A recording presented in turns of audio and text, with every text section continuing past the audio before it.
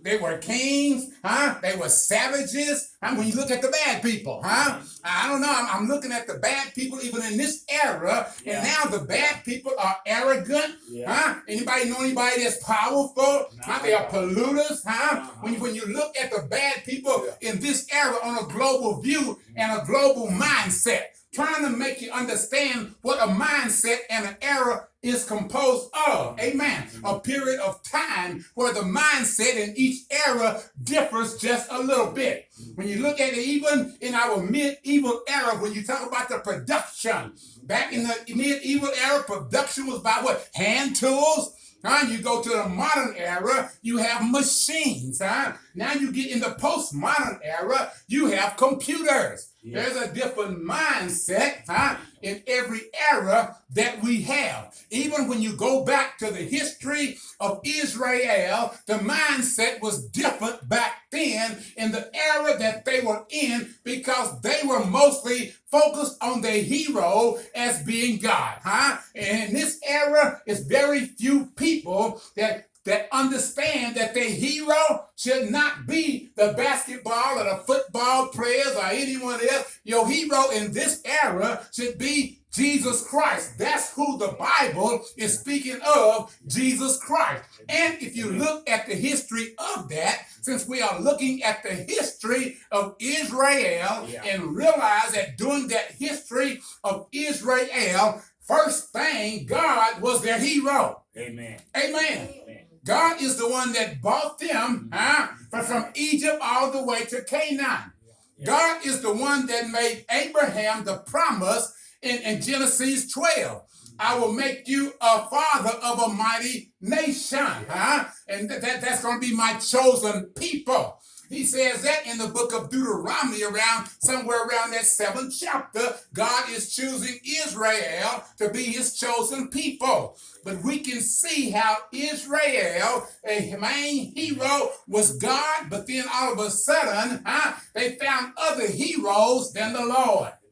And we can see how they peaked out, as long as the hero was the Lord, because he's the one that was their leader, all the way until they got to the land of Canaan. God was their leader.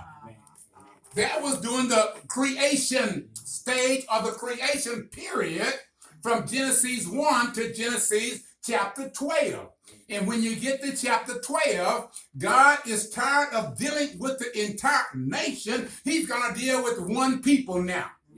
And that one people will be Israel, and Abraham will be the father of the nation of Israel. Because God made a covenant with Abraham in Genesis 12, okay? Now, when he passed that covenant down through Isaac, which was Abraham's son, and down through Jacob, which was Isaac's son, at first the promise began to be conditional, But by time it matriculated down through the annals of history, come on now, instead of it being a conditional covenant, it sort of became an unconditional covenant, because all of the patriarchs from Abraham all the way down through Isaac and Jacob and Joseph, they were living on the promises and the covenant that God made to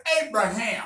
Amen. So regardless of which way Israel went, whether they were bad or whether they were good, God always protected them. Why? Because of the covenant that he made with Abraham. Amen. And if we look on down through history, we can parallel what took place in Israel's history with what is taking place in our nation ever since the time that presidents came into existence. Because as in Israel, and I have once said, God had been their hero all the way from the time of Abraham, all the way from the time of Isaac, from the time of Jacob. And we all know after Jacob, God allowed them to go into Egypt. But God was still their God. God had promised Abraham in Genesis 15 and 13, I believe, that to know for a certainty, Abraham, that your descendants would be held captive in a foreign land for some 400 years. He had already promised him that. Amen. He was their God. They was his people. God was going to look out for them and take care of them because he is a faithful God, and when God makes a promise, he keeps his promise.